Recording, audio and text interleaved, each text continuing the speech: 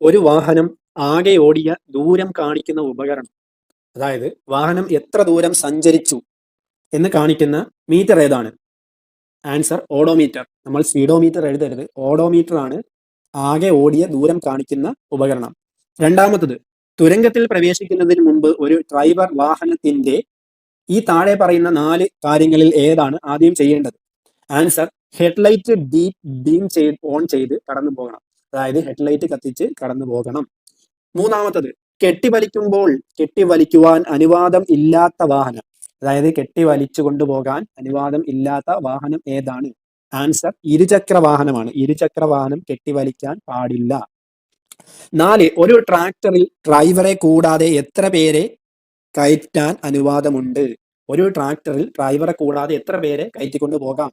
ഒരാളെയും, അതായത് അനുവാദമില്ല. ഡ്രൈവർ മാത്രമാണ് ട്രാക്ടറിൽ സഞ്ചരിക്കാൻ അനുവാദമുള്ളത്. അഞ്ചാമത്തത്, ABS warning lamp. ABS warning നമുക്ക് വാഹനം, നമ്മൾ കാറിനകത്ത് കണ്ടിട്ടുണ്ട്. ഇതാണ് ABS വാണിംഗ്.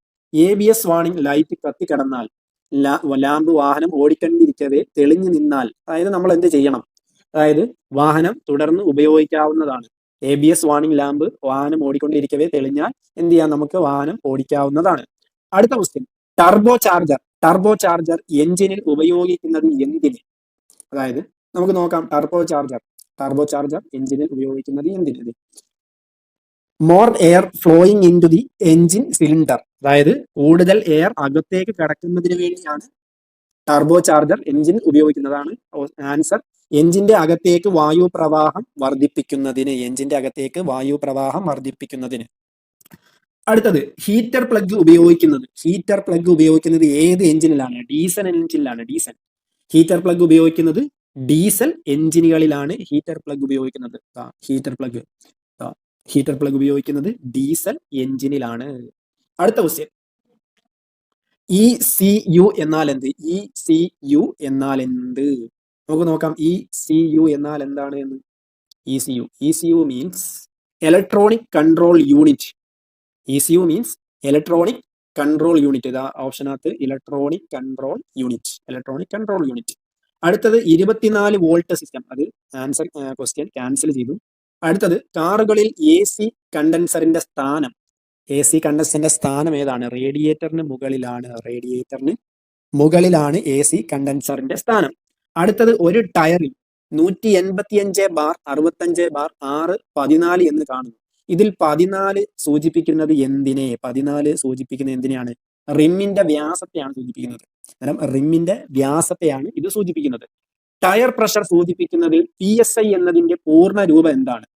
നമുക്ക് നോക്കാം. ടയർ പ്രഷർ സൂചിപ്പിക്കുന്നതിൽ PSI എന്താണ് സൂചിപ്പിക്കുന്നത്?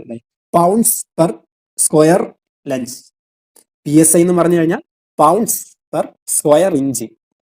ഇവിടെ നോക്കാം, പൗണ്ട്സ് പെർ സ്ക്വയർ ഇഞ്ച്. അടുത്തത്, താഴെ കാണിച്ചിരിക്കുന്ന ചിഹ്നം എന്തിനെ സൂചിപ്പിച്ചിരിക്കുന്നു? നമുക്ക് എല്ലാവർക്കും അറിയാവുന്നതാണ്. നിർത്തരുത്. ഇങ്ങനെ കണ്ടു കഴിഞ്ഞാൽ അവിടെ വണ്ടി നിർത്തരുത്. അടുത്തത്, ഒരു ട്രാൻസ്പോർട്ട് വാഹനത്തിന്റെ പെർമിറ്റിന്റെ കാലാവധി 5 വർഷം. സിമ്പിൾ ക്വസ്റ്റ്യൻ ആണ്. 5 വർഷമാണ് ട്രാൻസ്പോർട്ട് വാഹനത്തിന്റെ പെർമിറ്റിന്റെ കാലാവധി. നെക്സ്റ്റ്, ഒരു എഞ്ചിൻ എക്സ്ഹോസ്റ്റ് ഗ്യാസ് റീസർക്കുലേഷൻ ഉപയോഗിക്കുന്നത് എന്തിനാണ്? അതായത് ഗ്യാസ് റീസർക്കുലേഷൻ നടക്കുന്നത് എന്തിനാണ്? അന്തരീക്ഷ മലിനീകരണം കുറയ്ക്കുന്നതിന് വേണ്ടിയാണ്. കുറയ്ക്കാൻ വേണ്ടിയാണ് ഈ സിസ്റ്റം വർക്ക് ചെയ്യുന്നത്. എയർ ബാഗിൽ കാണുന്ന SRS എന്നാൽ എന്ത്? SRS എന്നാൽ എന്ത്? നമുക്ക് നോക്കാം. സപ്ലിമെന്റൽ റെസ്ട്രെയിൻ സിസ്റ്റം എയർ ബാഗിൽ കാണപ്പെടുന്നതാണ്. The front air bag for the driver seat and passengers seat deploy when a moderator or severe frontal impact is detected, mitigate impact to the head and chest. അതായത് നമ്മൾ air bag എന്തിനാണ് ഉപയോഗിക്കുന്നതെന്ന് അറിയാം. അതുമായി ബന്ധപ്പെട്ടാണ് supplementary restraint system. അടുത്തത്, biting point എന്തിനെ സംബന്ധിച്ച വാക്കാണ്? നമുക്ക് നോക്കാം. ബൈറ്റിംഗ് പോയിന്റ് എന്തിനെ സംബന്ധിച്ച വാക്കാണ്?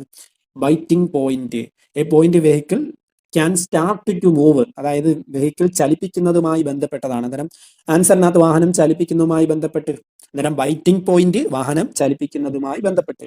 അടുത്തത്, BS ഫോർ എഞ്ചിനിൽ BS എന്തിനെ സൂചിപ്പിക്കുന്നു? ഭാരത് സ്റ്റേജ് ആണ് BS. അടുത്തത്, ഒരു വാഹനത്തിന്റെ MIL എന്നാൽ എന്ത്? MIL എന്നാൽ എന്ത്? നമുക്ക് നോക്കാം.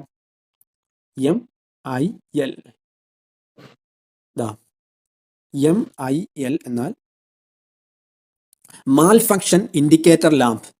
മാൽ ഫങ്ഷൻ ഇൻഡിക്കേറ്റർ ലാമ്പ് ഇതാണ്, നമുക്ക് എല്ലാവർക്കും അറിയാവുന്നതാണ്. എന്നാൽ അതിന്റെ പേരാണ് malfunction indicator lamp. Okay. Last, അപകടകരമായ ചരക്കുകൾ കൊണ്ടുപോകുമ്പോൾ, അതായത് ഈ പെട്രോളിയം പോലുള്ള വാഹനങ്ങളാണ്, ഓടിക്കാനുള്ള ഡ്രൈവിംഗ് ലൈസൻസിന്റെ, ഹസാഡസ് ഗുഡ്സ് ലൈസൻസിന്റെ കാലാവധി എത്രയാണ്? 3 വർഷമാണ് കാലാവധി. 3 വർഷമാണ് ഇതിന്റെ കാലാവധി.